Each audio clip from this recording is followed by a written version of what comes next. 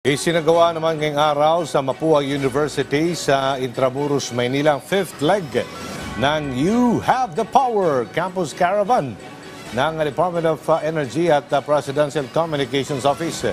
Layo po ng caravan na magkaroon ng kamalayan ang mga kabataan pagdating sa kalagahan ng energy, efficiency at conservation. Iba't ibang aktibidad ang inihanda ng DOE at PCO para sa mga dumalo, tulad ng Quiz B, kung saan sinubok ang kalaman ng mga mag-aral pagdating sa energy efficiency and conservation, renewable energy, water efficiency, resiliency at sustainability.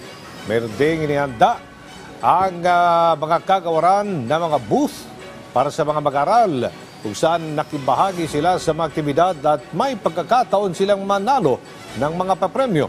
Ay kay PCO Assistant Secretary Patricia Cale Martin, may malaking may dudulot ang aktibong pakikilahok ng mga kabataan sa paglutas sa problema ng bansa pagdating sa enerhiya, tulad na lang ng simpleng pagtanggal ng mga appliances o gadgets sa saksakan, lalo na kapag hindi ito ginagamit.